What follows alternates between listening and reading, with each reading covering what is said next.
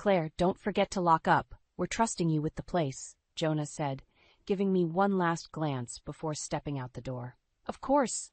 Enjoy your trip, I replied, trying to muster a sincere smile. I watched as Jonah walked away, the door shutting softly behind him. The house suddenly felt bigger, emptier, even though Jonah's parents were still around somewhere. I sighed, turning the lock with a decisive click. That's when the reality of my situation hit me again. I took a deep breath and walked into the kitchen. My work laptop awaited me on the dining table, competing with the clutter left by my in-laws. Gregory's golf magazines and Ellen's knitting projects had taken over every available surface. Our once tidy home now felt like a chaotic battleground. Claire, could you be a dear and make some tea? Ellen's voice floated in from the living room. My jaw clenched, but instead of answering, I grit my teeth and filled the kettle with water. I was getting used to these constant requests, though each one chipped away at my patience. I glanced at the stack of bills accumulating next to my laptop, frustrated that no one else seemed to notice or care. Jonah and I had been happy once, before his parents moved in unannounced. We hadn't even celebrated our first anniversary when they showed up, their car loaded with luggage and the announcement, "We need to stay for just a while, dear." That while had now stretched into months. Claire, you should come and sit with us, Gregory called out. His tone was always commanding, never quite asking. Feeling cornered, I obliged, carrying Ellen's tea into the cluttered living room. She took it without a word of thanks, her attention glued to the television. So, Jonah mentioned your project is going well, Gregory began, his eyes flicking over my disheveled appearance. Good for you. Yeah, it's keeping me busy, I replied, forcing myself to sit on the edge of the couch. Busy is good, but don't forget your duties at home, Ellen added, stirring her tea with a patronizing smile. The conversation was always the same. Any success I had at work was downplayed, overshadowed by their narrow views of my responsibilities. Jonah's lack of action grated on me, his unwillingness to confront them only making things worse. Claire, Jonah had said a week ago, looking anxious, they're just old and set in their ways. It'll get better. But it hadn't. As much as I loved Jonah, his optimism felt like a betrayal. To him, keeping the peace with his parents was paramount, but for me, it was making life unbearable. I bit my tongue once more, swallowing the retort forming in my mind. A notification pinged on my laptop, a reminder of the client meeting I had in 10 minutes. I need to get back to work, I stated, rising from my precarious seat on the couch. My heart pounded, every interaction with them feeling like a test of endurance. Gregory waved me off dismissively, eyes returning to his newspaper. Ellen merely nodded, engrossed in her knitting. Back at the table, I pushed aside their clutter to make room for my work, the weight of my situation pressing down on me once again. I wondered how many more facades I could wear, how many more compromises I could stomach. Jonah's easygoing nature felt like a distant memory, replaced by an unsettling complacency. My idyllic visions of married life crumbled with each passing day, shadowed by the constant presence of his parents. The kettle whistled, its sharp sound piercing through my reverie. Another tea break for Ellen, another test of patience for me. As I poured the boiling water, I looked out the window, wondering if I'd ever reclaim the peace I'd once envisioned for our home.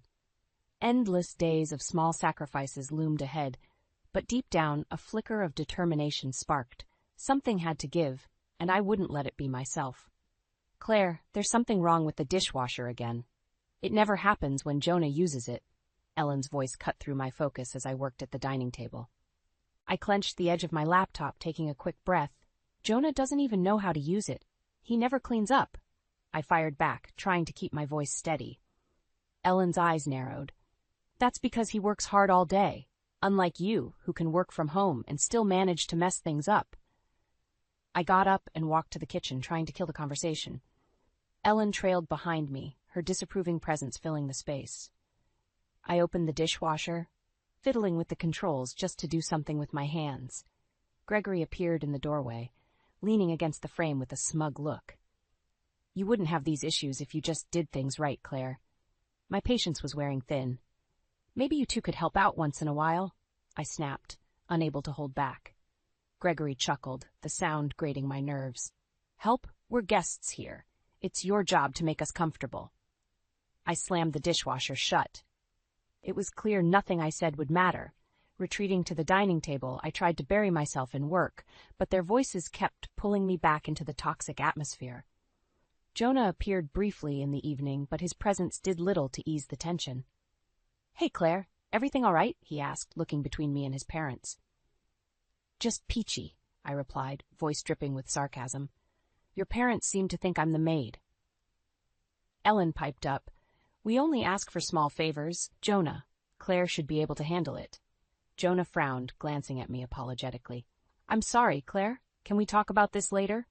I pushed my chair back, frustration boiling over. "No, Jonah, we need to talk about this now." But he wilted, his eyes darting back to his parents.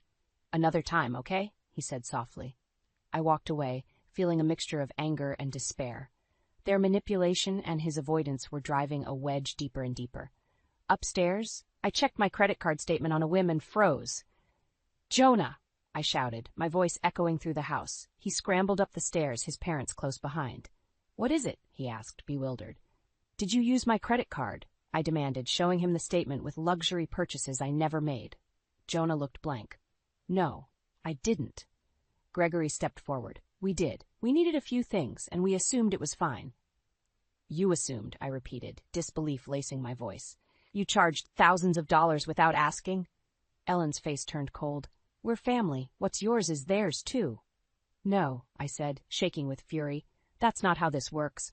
I threw the credit card on the bed, fighting a scream. Jonah looked helpless, his face pale. "I'll talk to them, Claire. I promise." I backed away, disgusted. "Promises mean nothing if you don't act on them, Jonah," I said, storming out of the room, leaving them to stew in the mess they created. Their voices continued downstairs, but I tuned them out, feeling more isolated than ever. I needed a plan, something to reclaim my life.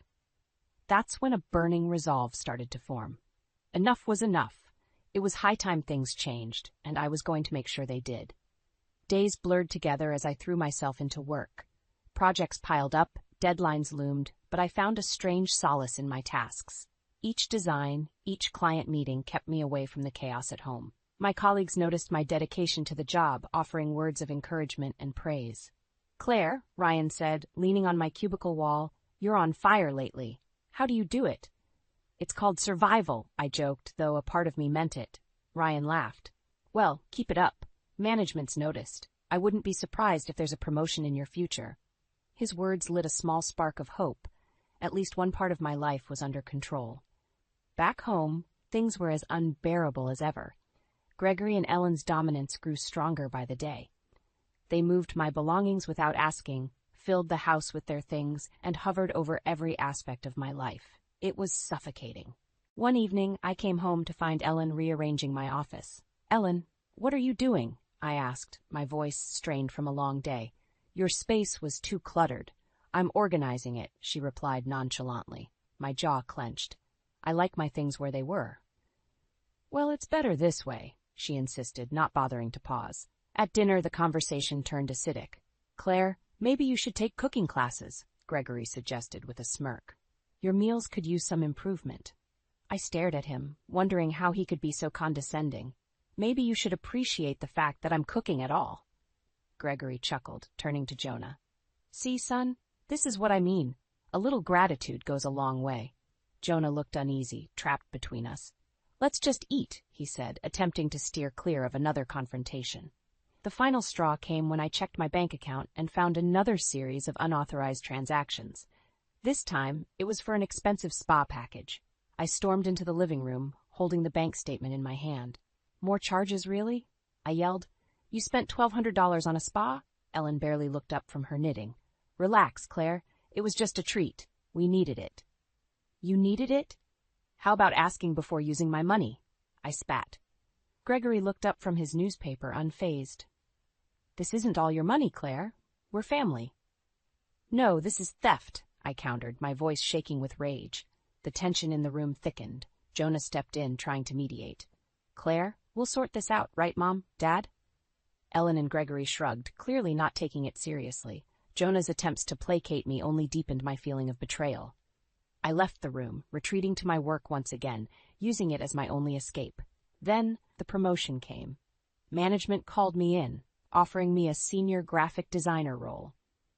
The additional workload meant more time at the office, and I clung to the opportunity like a lifeline. I spent longer hours at work, enjoying the camaraderie of my colleagues and the satisfaction of my achievements. At home, I distanced myself, focusing on my future.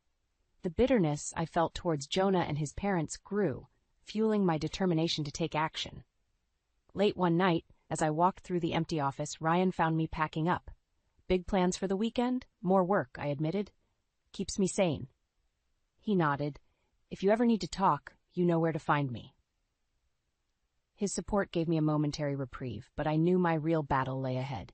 It was time to reclaim my life, no matter the cost. I started to outline my next steps, every small detail fueling my resolve. I opened the front door to find a note taped to it. "Gone for a week, back soon." It read in Ellen's flowery handwriting. My heart sank and then spiked in anger. They hadn't mentioned any trip, let alone asked for permission to leave like this. My mind raced with possibilities, but one thing was certain: I was done being their doormat. I walked inside, each step echoing through the empty house. The kitchen was a mess, unwashed dishes piled in the sink, crumbs scattered across the counters. The living room was no better. The TV was left on, magazines were strewn everywhere, and Ellen's knitting needles lay tangled on the coffee table. "Unbelievable," I muttered, grabbing a trash bag. As I worked my way through the house, I spotted my credit card bill on the dining table. My hands trembled as I opened it, each charge feeling like a slap in the face. My eyes widened, seeing several $1,000s spent on their spontaneous trip. I dialed Jonah's number, fury boiling inside me. "Hey, Claire," he answered, sounding oddly relaxed. "Where the hell are you?" I demanded. We decided to take a quick trip to Las Vegas," he stammered. "I thought I told you." "No, you didn't," I hissed, "and you used my credit card again." "Claire, it's not like that," Jonah tried to explain, but my patience snapped. "You took them on a vacation with my money while I'm here working my tail off?" I shouted. Silence followed on his end, an indication of his usual avoidance strategy. "You know what? Enjoy your trip," I said icily, and hung up. Alone in the house, my rage fueled my next steps. I called a lawyer first thing in the morning. "I need to discuss selling a house," I said, setting an urgent appointment. Next, I contacted a real estate agent. "I want the house on the market immediately." I instructed. "How fast can we move?" "With the current market, pretty quickly," the agent replied. "We'll start the paperwork right away." I spent the next few days stealthily packing my belongings. I didn't want to leave anything to chance. With each box taped up, my resolve strengthened. I also found a small apartment downtown, perfect for a fresh start. The sense of reclaiming control over my life was exhilarating. I walked through each room of the house, making mental notes of what to take and what to leave behind. The thought of selling everything they had taken over was the sweetest form of revenge. Jonah tried calling several times, but I ignored each one. I needed clarity, and his excuses only fogged it up. Every box packed was a step closer to my freedom, and a step farther from the prison my home had become. With everything organized and the house ready for sale, I spent my last night there. It felt surreal, like shedding an old skin. The space was empty, just like the emotional void left by Jonah and his parents. I could almost hear their voices, bossing me around, belittling me. But now, I no longer cared. The deed was done. By the time they returned, they wouldn't recognize the place nor their control over it. With a last look around, I locked the door, stepping out into the cool night air, savoring the first taste of freedom and the sweet scent of impending karma. The door creaked shut behind me as I entered my new apartment, a small, tidy space downtown. My boxes were neatly stacked along the wall, and the sight of them made me feel a deep sense of accomplishment. One by one, I began unpacking, placing my things exactly where I wanted them, this time with no interference. I had arrangements to make. First, I visited my lawyer. "Claire, everything looks in order," she confirmed, flipping through the documents she had prepared. "If you're sure about this, we can push the sale through quickly." "Do it," I replied without hesitation. Next stop was the real estate agent's office. "The house is now listed," she informed me. "I've already had several inquiries." "Great," I said, feeling a spark of satisfaction. "Let's make it happen as fast as possible." As the days passed, I balanced work and my covert operation. By day, I was the diligent graphic designer, throwing myself into my new role. By night, I moved essentials into the apartment, making it feel more like home. The only messages I received from Jonah were attempts to soothe my burning anger, but they went unanswered. One particular evening, I found myself in the office late, a usual occurrence now. Ryan, my colleague, noticed me as he packed up to leave. "Burning the midnight oil again?" he asked, coming to lean on my desk. "Yeah, lots to do," I replied, trying to keep my tone light. "Want to grab a coffee? You look like you could use a break," he offered. "Sure," I agreed, realizing that a bit of normalcy could do me some good. At the cafe, we sipped our drinks in a comfortable silence before Ryan broke it. "Something's been bugging you," he said, more of a statement than a question. I sighed, deciding if I should burden him with my mess. "It's complicated at home," I finally admitted. "If you ever need help, I'm here," he said, his sincerity touching me in ways Jonah's evasions never did. "Thanks, Ryan," I said softly, appreciating the gesture more than he knew. The next morning, I received a call from my real estate agent. "Claire, we have a buyer," she announced. "They're offering more than the asking price and want to close quickly." "Let's do it," I said, feeling elated. The final pieces were falling into place. With the sale nearly complete, I returned to my apartment, envisioning the look on Jonah and his parents' faces when they returned. They wouldn't know what hit them. The last detail involved formalizing the divorce. I made sure the papers were prepared and ready for when they returned. My plan was airtight, each step meticulously thought out and executed. Packing the last of my belongings from the house, I felt a strange sense of peace. I had no regrets. They had pushed me to this point, and now they would face the consequences. I locked the door one final time, leaving the key under the mat with a note. "We're done." I stepped away, my new life awaiting me. The control I had fought so hard to reclaim was finally mine, and as I walked towards my future, the weight lifted from my shoulders and was replaced by a renewed strength. I stood by the window of my new apartment, watching the minute hand on the clock crawl. Any moment now they'd come back from their trip. I could almost picture their confused faces when they found themselves locked out. It wasn't long before my phone buzzed. It was Jonah. I let it ring twice before picking up. "What's happening here? We can't get into the house," he yelled, his voice frantic. "I sold it," I said calmly. There was silence on the other end of the line. "You? What?" Jonah finally spluttered. "I sold the house. It's done," I repeated, feeling a strange sense of relief wash over me. "You can't do that. This is our home." Ellen's voice shrieked in the background. "No," I replied, my voice cold as steel. "It was my home. You've been nothing but uninvited guests." Jonah was silent, too stunned to respond. Ellen grabbed the phone from him. "We'll see about this, Claire. We'll get a lawyer. You'll regret this," she threatened. "Do whatever you feel you need to," I said, unbothered. "But the paperwork is ironclad. You'll find no loopholes." On the other end, I could hear Gregory cursing. "This isn't over, Claire," he snarled before the call dropped. I sighed, placing my phone on the counter. I glanced around my new apartment, feeling the first threads of true peace. The next morning I stood by my lawyer's office, ready for the storm. Jonah, Ellen, and Gregory arrived, their faces a mixture of fury and desperation. I stepped outside to meet them. "Claire, let's be reasonable," Jonah started, his voice wavering. "We can work this out." "We tried," I countered. "You chose them over our marriage time and time again. This is the result." Ellen stepped forward, her eyes blazing. "We took you in, treated you like family." "Your idea of family is using me as a bank and a maid," I fired back. "That's not family." Gregory leered at me. "You'll pay for this, Claire." "No, I'm done paying," I answered firmly, handing Jonah the divorce papers. "Sign these. We're finished." The neighbors nearby began to gather, their curiosity piqued by the spectacle. Jonah glanced at the growing audience, his face flushed with embarrassment. Ellen looked ready to burst, her hands shaking as she snatched the papers from me. "You can't do this," she screamed. "We'll fight you."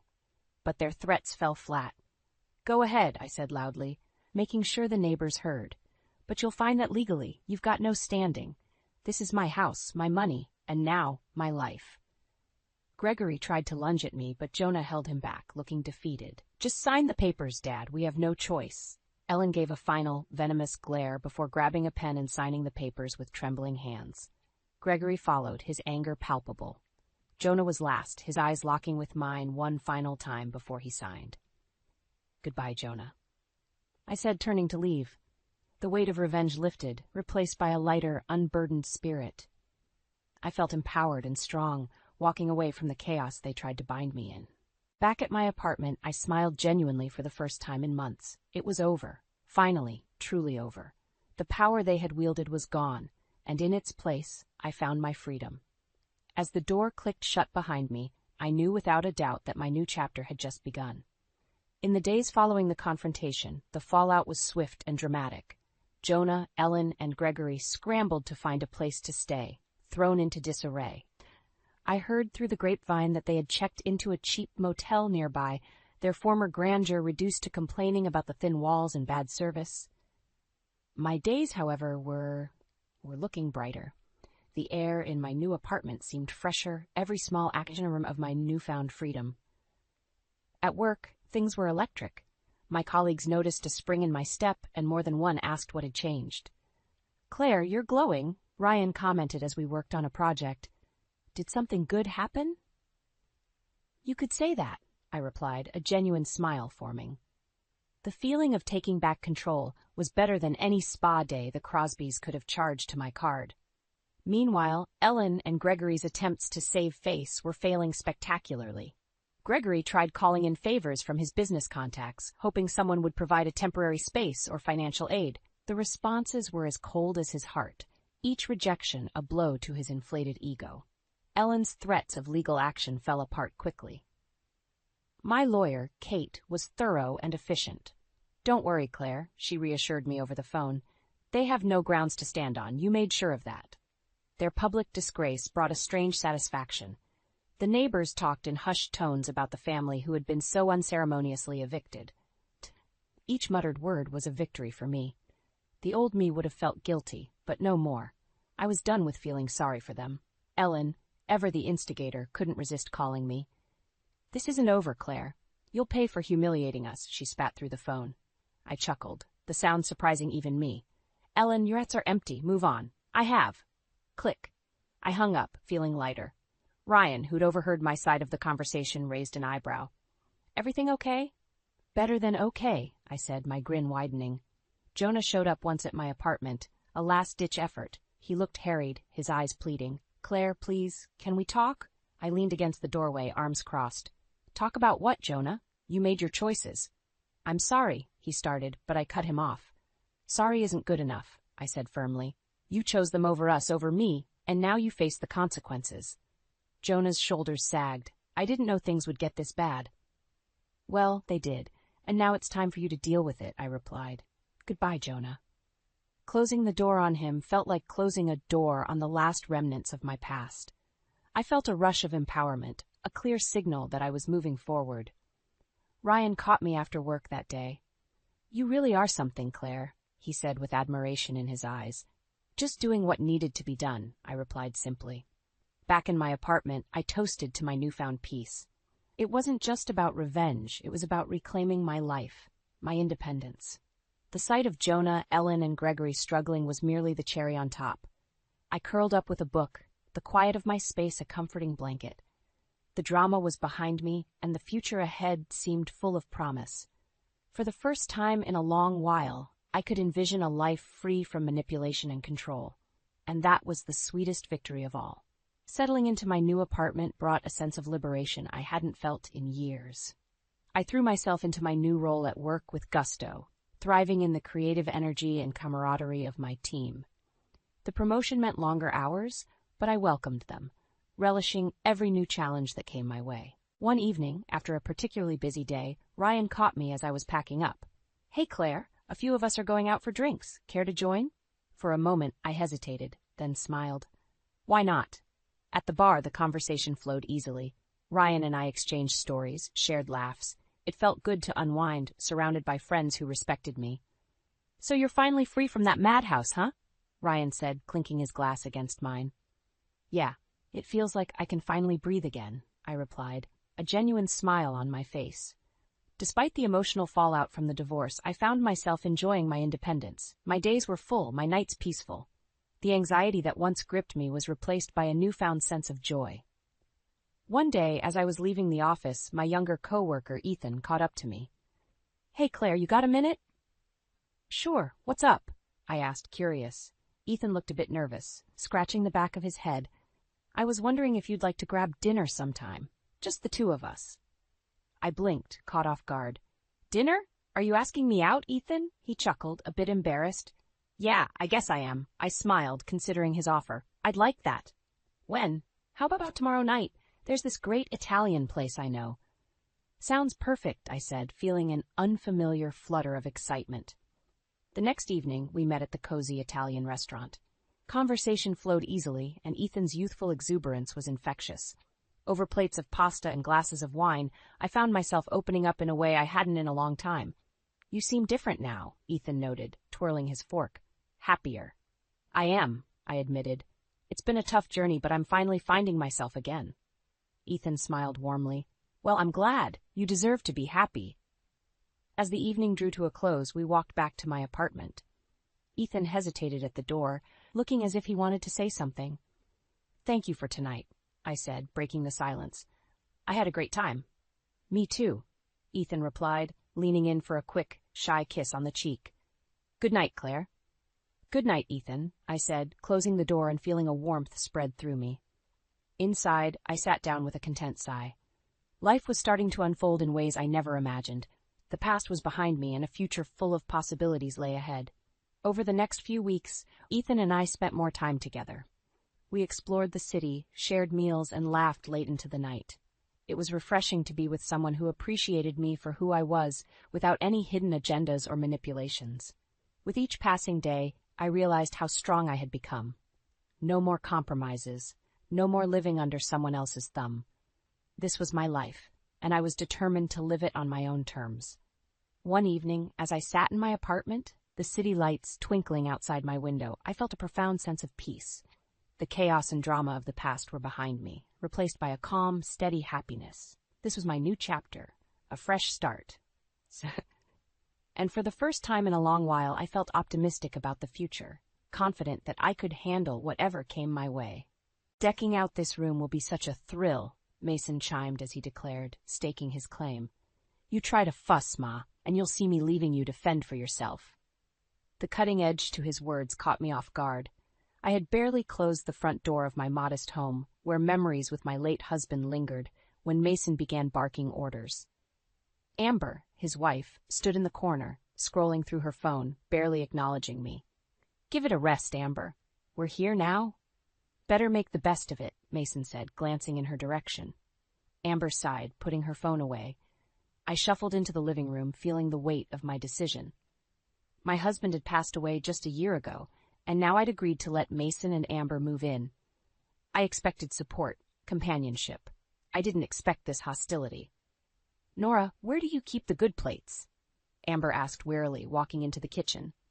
"In the cabinet above the sink," I replied, trying to keep a positive tone. "Why do you need them right now?" "Just checking. You know, we have friends over sometimes.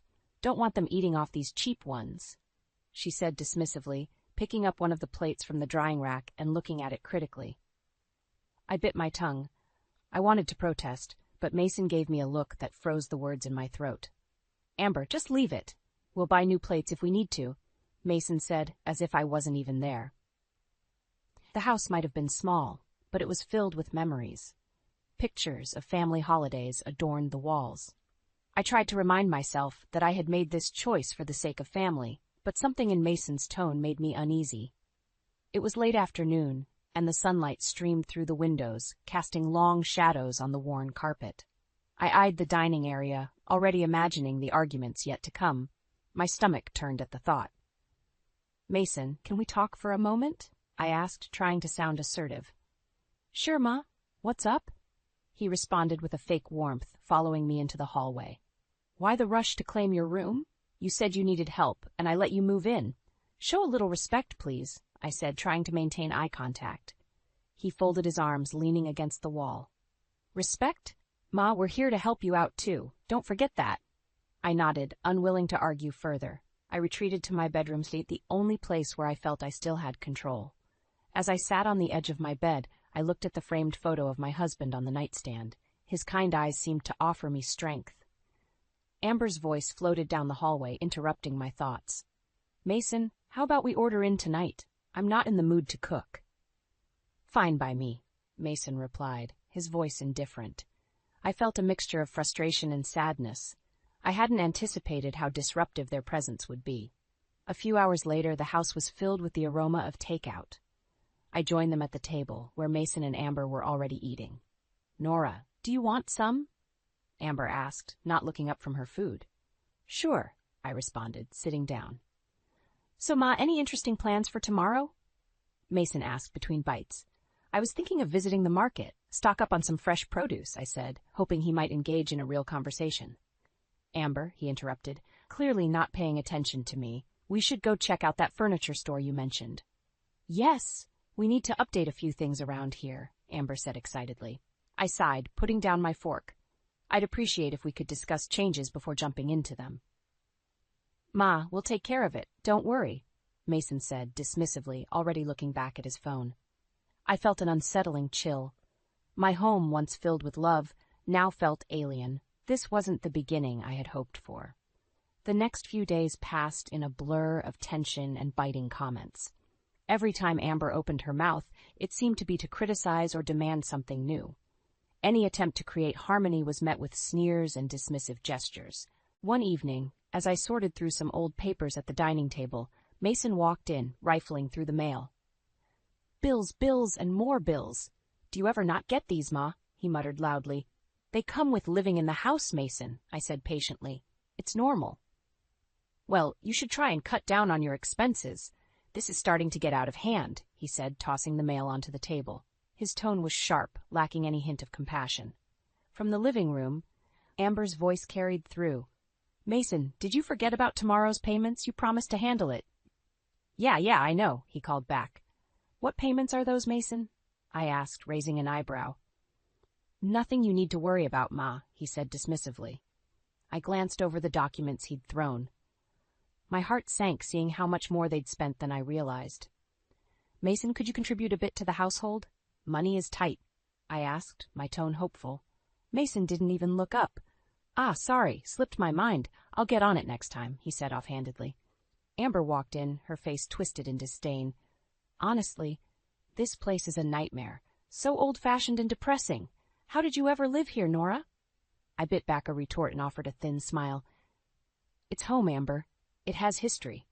"Well, history doesn't pay the bills, now does it?" she snapped, rolling her eyes. She joined Mason, who was now scrolling through his phone. I sighed and returned to my papers. Something caught my eye, an unpaid bill that was unusually high. I made a mental note to investigate it further. I couldn't shake the feeling something was wrong. The next day, curiosity got the best of me. I quietly checked Mason's office while they were out. I found unopened bills and receipts everywhere, and many were marked with overdue notices. My pulse quickened.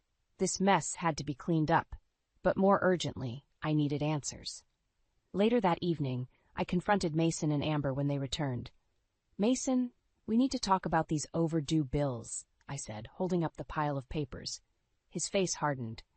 "Ma, stay out of my business. We're handling it." "Handling it? This affects all of us," I retorted, my frustration bubbling over. Amber chimed in, her voice dripping with sarcasm.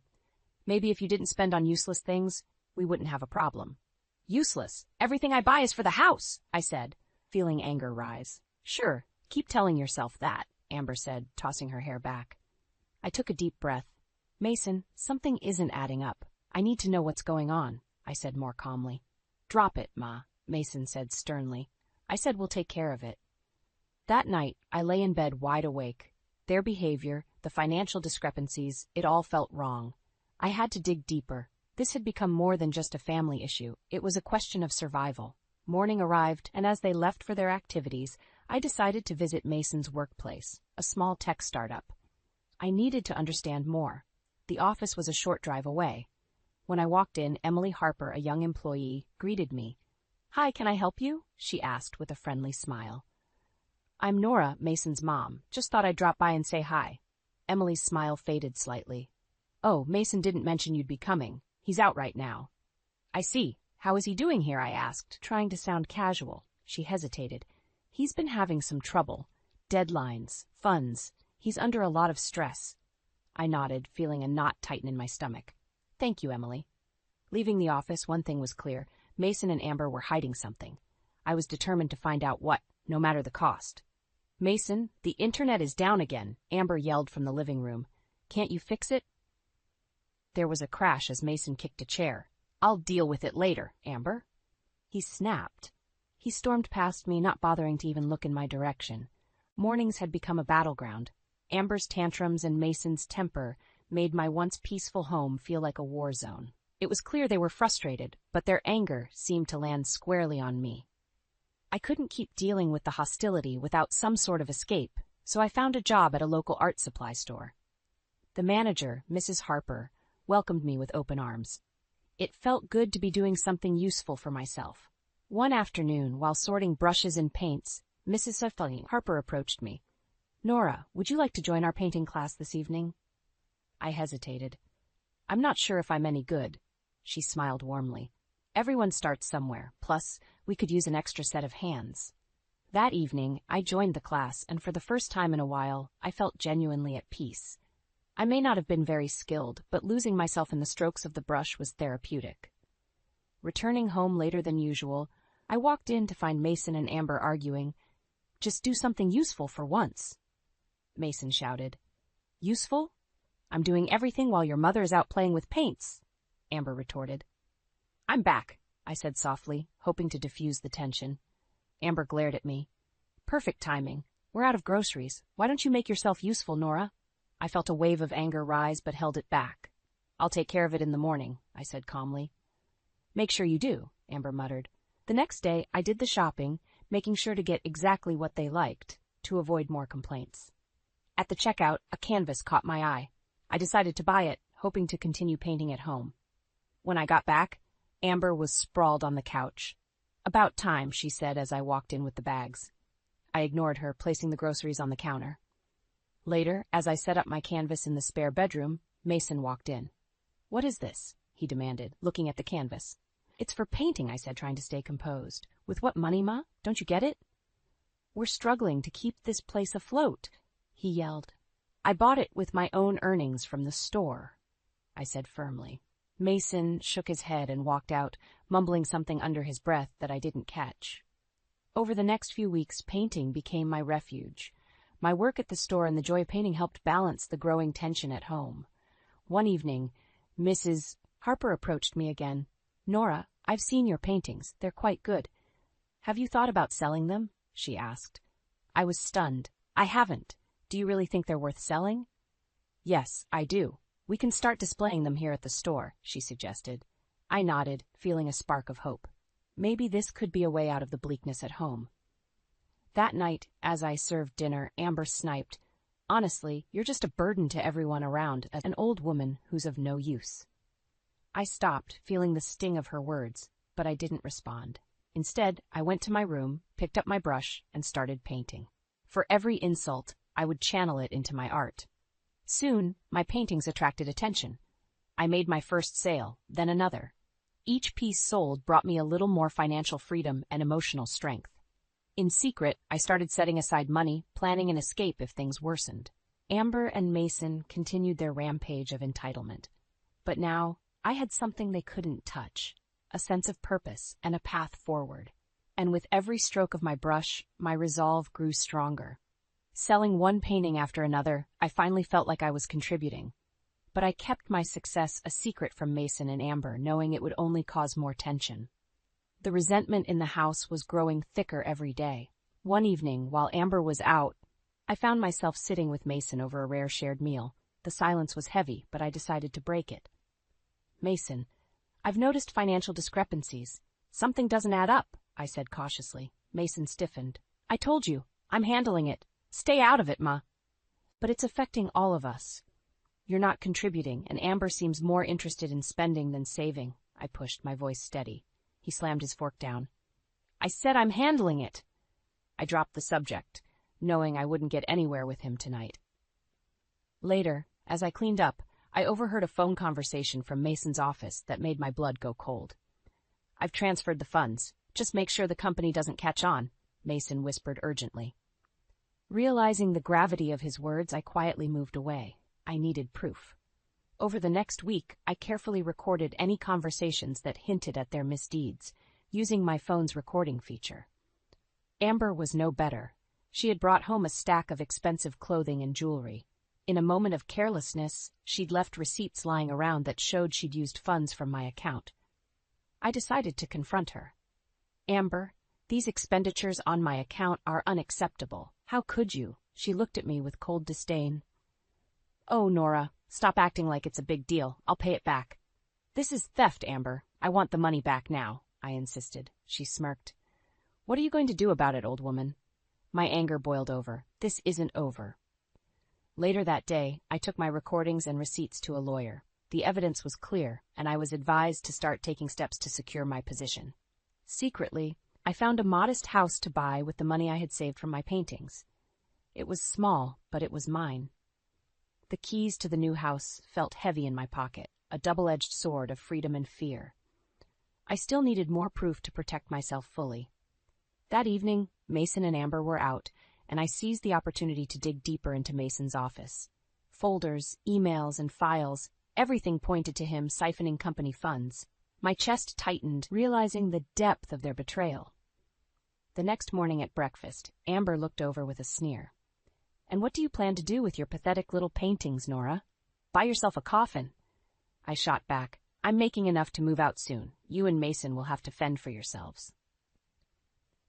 Mason walked into the kitchen, hearing my last words. "What's this about moving out?" "I've had enough. You've both been deceitful and abusive. I've found a new place," I said with a newfound firmness. Mason's face hardened. "You think you're just going to leave us? We're your family." "Family? You've done nothing but take advantage of me," I countered, my voice shaking but strong. Amber's laughter was cold. "Good luck surviving on your own. You'll come crawling back." "We'll see about that," I replied, holding her gaze. As days went by, I finalized my purchase, ensuring everything was in order to move quickly. But I wasn't just leaving. I was setting the stage to expose them. One evening, I gathered all the evidence, Amber's fraudulent activities and Mason's misappropriation of company funds. I waited until they were both home. "Mason, Amber, we need to talk," I said tersely, holding up the folder of evidence. Amber rolled her eyes. "Another one of your lectures?" Mason's eyes narrowed. "What is it now?" I opened the folder and laid the documents on the table. "This is proof that you've both been stealing and cheating." Their faces drained of color. "Tomorrow I'm showing these to the authorities. My new house is ready, and you're not coming with me," I declared, my voice steady and strong. Their protests and threats echoed as I walked away, but I felt a weight lifted from my shoulders. This was just the beginning of my fight for justice, and I was ready. I spent the next few days preparing for the move, making sure everything was in place at the new house. I didn't tell Mason and Amber anything more about my plans, keeping my intentions under wraps. One morning, I packed the last of my belongings and left a note behind. It simply read, "Goodbye and good luck." I felt a mixture of relief and nervousness as I closed the door behind me. This was it. My new beginning. Arriving at my new house, I took a deep breath. It was smaller and simpler than my old home, but it felt like a sanctuary. I set up my art supplies in a corner of the living room, ready to dive into my painting again. A few hours later, there was a frantic knock at the door. I opened it to find Mason and Amber standing there, faces flushed with anger and panic. "You can't just leave. We need you," Mason shouted, his voice breaking. "This house is mine, and mine alone," I declared with a firmness that brooked no argument. Amber pushed past Mason, her eyes wild. "What are we supposed to do now? You can't abandon us," she spat. "I haven't abandoned you," I replied calmly. "You abandoned your responsibilities and proved you couldn't be trusted." Mason stepped forward, trying a different approach. "Please, Ma, let's just talk this through. We can work something out." "No, Mason. I'm done talking. I found out about the company funds you've been misappropriating," I said, watching his face pale. He started to bluster. "You don't understand. It's not what it looks like." "I understand perfectly," I interrupted. "And Amber, you've been draining my accounts for your own luxuries." Amber scoffed, crossing her arms. "You really think you can survive without us?" I stepped back, resolving to make my final stand. "I am surviving without you. You underestimated me, and now you're going to face the consequences." With that, I shut the door on their stunned faces, locking it behind me. I heard them shout and pound on the door, but I ignored them. This was my new chapter, and they were no longer a part of it. The next day, I contacted the authorities and provided all the evidence I had gathered. It wasn't just about my money, it was about justice and finally standing up for myself. Mason and Amber showed up at my door once more, this time pleading and promising to change. "Please, Ma, we're sorry. Just give us another chance," Mason begged. Amber nodded, tears streaming down her face. "We need you. We can't do this without you." I shook my head, feeling a strange sense of calm. "It's too late. You've already shown me who you are, and I deserve better." They left, defeated and broken. As they walked away, I felt a wave of emotions: relief, sadness, but more than anything, empowerment. In the weeks that followed, I focused on settling into my new life. My art continued to flourish, bringing in enough to comfortably support myself. Each day I felt stronger and more independent. Mason and Amber's betrayals were reported to the authorities, and they faced the consequences of their actions. It wasn't an easy battle, but it was one I was determined to see through. One evening, as I painted in the quiet of my new home, I thought about the journey that had brought me here. I had turned pain into purpose, anger into action, and for the first time in a long time, I felt a profound sense of peace. A knock on the door startled me out of my peaceful morning routine. I opened it to see Mason, looking more haggard than ever. He wasted no time pushing his way inside, eyes wild with desperation. "What do you want, Mason?" I asked, keeping my voice steady. "We need to talk, Ma. You can't keep doing this to us," he pleaded, his tone urgent. Amber hovered near the door, her face etched with worry and anger. She stomped into the room, snapping, "You think you can ruin our lives and just walk away?" I walked to the kitchen counter, putting some distance between us. "You ruined your own lives with your choices. I'm done suffering for them." Mason's composure cracked. "This is all a misunderstanding. We're not the villains here." I couldn't help but laugh bitterly. "Not the villains? You stole from me and your company, lied and manipulated. How are you the victim?" Amber's face twisted horrifically. "We took what we deserved. You owe us." "I owe you? Look around, Amber. I worked hard for this house, my peace. You belittled and exploited me. I owe you nothing." Mason stepped closer, trying another tactic. "Please, Ma, we can fix this. Just drop the charges and we'll pay you back." "Drop the charges? This is bigger than repaying me. It's about accountability. You think you can swindle your way out of everything?" I said, shaking my head. Amber's rage boiled over. "You miserable, ungrateful hag. We did everything for you, and this is how you repay us?" "Everything for me?" I shot back. "You mean everything to benefit yourselves. I've seen your true colors. Now it's time for you to face the consequences." Mason collapsed onto the couch, holding his head in his hands. "Please, Ma, don't do this. We need help. We can't make it without you. And I needed respect, dignity, and honesty. But you didn't think of that, did you?" I sighed, feeling the weight of the years of manipulation lift. At that moment, the doorbell rang again. I opened it to find 2 police officers standing there. "Are you Nora Collins?" one of them asked. "Yes, I am," I replied, stepping aside to let them in. Amber's eyes widened in horror. "No, this can't be happening. You can't let them take us." The officers stepped forward, addressing Mason and Amber. "Mason Collins, Amber Davis, you are under arrest for fraud and embezzlement." Mason's face turned a ghostly white. "Ma, do something! Talk to them," he begged as he was handcuffed. Amber screamed, thrashing as they restrained her. "You can't do this! We're family!" I watched silently as the officers led them away, their protests echoing down the hallway. It was a heartbreaking sight, yet I felt a sense of justice being served. Once they were gone, the quiet of the house felt deafening. I walked back to my easel, picking up a brush with trembling hands. Dipping it into the paint, I tried to steady myself through the familiar motion. As I worked, I reflected on the confrontation. This wasn't about revenge anymore.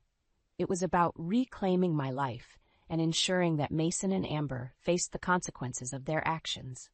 Mrs. Harper had been a wonderful support through all this, offering advice and encouragement as I balanced my work at the store and the challenges at home. When I next saw her, I shared what had happened. "Nora, you did the right thing. Sometimes the hardest choices lead to the most important changes, she said kindly. I nodded. I hope so. For now, I just want to move forward. And so I did. Each day became a step toward healing, creating new routines in my quiet, comforting home. Though the scars remained, I knew I had emerged stronger and more self-assured than I ever thought possible. The reality of Mason and Amber's arrest didn't truly sink in until I visited the police station to finalize my statement. As I walked through the cold, sterile corridors, I felt a mixture of apprehension and resolve. This was it, the point of no return. An officer led me to an interview room. Miss Collins, we'll need you to recount everything again for the record, he said, his tone professional yet compassionate. I took a deep breath and began, detailing the lies, the theft, the manipulations. For the first time, I laid everything bare without fear. My voice remained steady as I recounted each betrayal, each moment of pain, knowing this was a necessary step for justice. When I finished, the officer nodded. Thank you, Miss Collins. Your courage in coming forward is commendable. As I stepped out of the station, I noticed a familiar face in the waiting area. It was Emily Harper, Mrs. Harper's daughter. She stood up and approached me. Nora, I heard what happened. I'm so sorry you had to go through all this, she said softly. Thank you, Emily. It's been tough, but it needed to be done, I replied. Mom wanted me to check in on you. She's been worried, Emily added. Tell her I appreciate it, and I'll drop by the store soon, I said, grateful for the support. That evening, I allowed myself a moment of reflection. The house was quiet, almost peaceful. I picked up my phone and called Mrs. Harper. Nora, how are you holding up? Her warm voice asked. I'm okay, Mrs. Harper. Mason and Amber are facing their consequences, I said, feeling a strange mix of relief and sadness. You did the right thing. You deserve peace, Nora, she reassured me. Thank you, I whispered, grateful for her kindness. The next few days were filled with legal proceedings and meetings with lawyers. I attended court sessions where Mason and Amber's crimes were laid bare for all to see. They tried to plead for leniency, but the evidence was overwhelming. After one particularly grueling session, Mason approached me in the hallway. His eyes were red, and he looked defeated. Ma, please, can't you help us? We were wrong, but we don't deserve this, he begged. I met his gaze, feeling a pang of sorrow, but knowing I had to stand firm. Mason, you made your choices. Now you have to face the consequences. There's nothing more I can do. Amber stood behind him, her defiance crumbling into desperation. Nora, please, we're family. Family doesn't do what you did. I can't help you anymore, I said quietly. As they were led away, I felt a sense of closure. This chapter of my life was ending, but it was paving the way for a new beginning. Returning home, I focused on my art. Each brushstroke was a step toward healing, each painting a testament to my resilience. The small gallery I'd created in my living room began to grow, each piece reflecting the journey I had undertaken. One afternoon, Mrs. Harper visited. She walked through my makeshift gallery, admiring the paintings. These are beautiful, Nora. You've come such a long way, she said, her eyes filled with admiration. Thank you. It's been a lifeline, I replied, feeling a swell of pride. We sat down with cups of tea, the conversation turning to the future. What's next for you, Nora? Mrs. Harper asked. I think I'll keep painting, maybe even start displaying them more widely. And I want to focus on finding peace, I said, feeling hopeful. You have a gift, Nora. Share it with the world. And remember, you're stronger than you think, she said, giving my hand a reassuring squeeze. As she left, I looked around my home, filled with the artwork that had become a symbol of my journey. The past was behind me, and I was ready for whatever the future held. I had faced the darkness, and now it was time to embrace the light. Life had a new rhythm, a steadier one. The court proceedings were behind me, and both Mason and Amber were serving their sentences. There was a strange peace in the aftermath, a calm I hadn't felt in years. My little house had become my sanctuary. I spent my days painting and working part-time at the art supply store.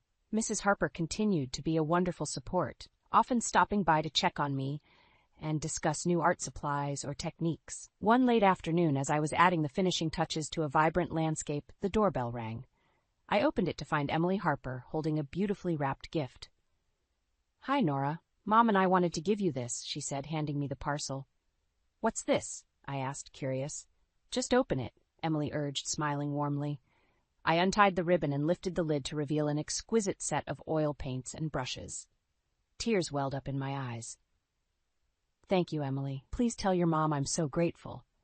"Will do. We're both so proud of how far you've come," she said, giving me a hug before leaving. As I set up the new paints, my phone rang. It was a number I didn't recognize. Answering, I heard a familiar voice. "Nora, it's Jane from the gallery downtown."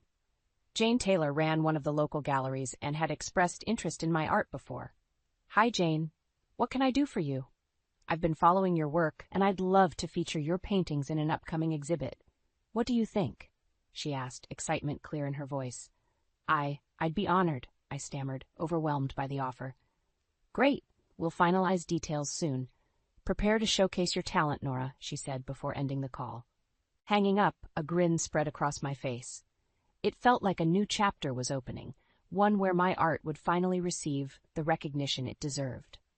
A week later, I stood in the center of the gallery, surrounded by my paintings. Jane had done a fantastic job arranging the exhibit, giving each piece the space it needed to shine. Mrs. Harper and Emily arrived early to support me. "Nora, these are amazing!" Mrs. Harper exclaimed, looking around with admiration. "Thanks to your encouragement," I replied, feeling a swell of gratitude. Throughout the evening, people approached me, praising my work and asking about my journey. It was a surreal experience, sharing the story of how painting had become my refuge and my strength. As the night drew to a close, I found myself alone with Jane. "Your work resonates with so many people, Nora. You have a real gift," she said, sincerity in her eyes. "Thank you, Jane. It means the world to me," I replied, feeling a sense of accomplishment. Returning home, my heart felt light. The once heavy burden of my past had lifted, replaced by hope and new possibilities. The future seemed bright, promising new opportunities and continued growth. In the following weeks, my paintings gained popularity. I received commissions and invitations to display my work in other galleries. Each new project was a step toward solidifying my identity as an artist. One sunny afternoon, while relaxing in my garden, Mrs. Harper visited with exciting news. "Nora, the local art school wants you to teach a class. Interested?" "Teaching? I've never considered that," I replied, intrigued. "They think you'd be perfect. Sharing your techniques and experiences could inspire others," Mrs. Harper encouraged. The idea planted a seed of excitement. "All right, I'll give it a try. It sounds like a wonderful opportunity." As the days turned into weeks and months, my new life flourished. I balanced painting, teaching, and enjoying quiet moments in my garden. The scars of the past were still there, but they no longer defined me. They were part of my journey, a testament to my resilience. One evening, as the sun set, I reflected on everything I'd endured and accomplished. I felt gratitude for the strength I'd found and the new path I was forging. Life was a canvas, and I was painting it with vibrant, resilient strokes, each one a testament to my journey, my survival, and my new beginnings.